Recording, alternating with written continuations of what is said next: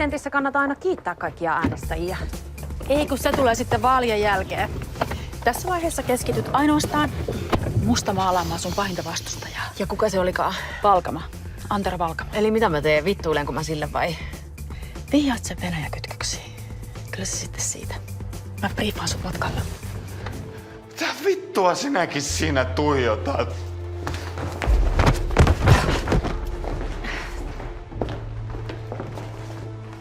Oot sä kunnossa?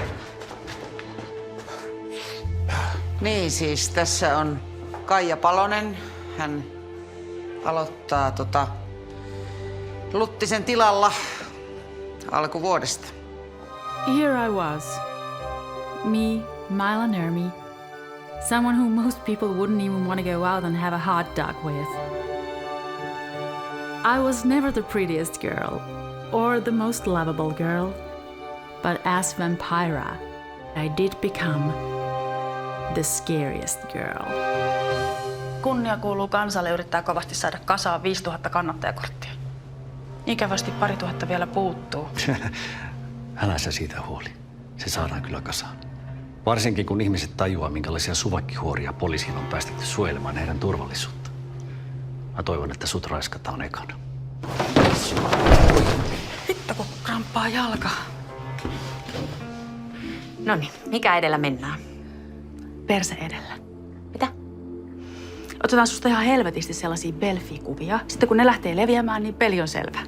Ei, mulla on ihan hirvittävä perse. Eikä ole. Ja mitä sitten vaikka olisikin? Kyllähän sitä nyt kuvi voi vähän shopata.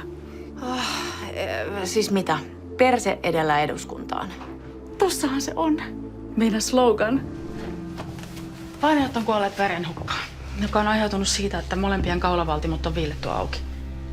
Ase on ollut terävä. Se on piltänyt ihan kaularangan etupintaan asti. Ja näyttää siltä, että nainen on tapettu ensin. Mitä muuta? Musta tuntuu, että se tappaja on ollut näille vainajille ennestään tuttu. Miten muuten se olisi päässyt yllättämään ne kesken kahvittelu? Hyvää työtä. Laita siihen, että me ollaan opeteltu sanomaan kaikki negatiiviset asiat aina heti suoraan, ettei kenellekään jää mitenkään huono mieli ikinä mistään. Ja iltaisin on aina perheen ryhmähali, ettei kukaan joudu mörköllin kanssa nukkumaan. Kato, me uskotaan kollektiiviseen kasvatukseen. Ihan mielettömiä luonnonlapsia nuo teidän kaksoset. Mulkkuja ne on. Anteeksi. Mulkkuja. Eetu. Sitä ei ehkä tarvitse kirjoittaa sinne.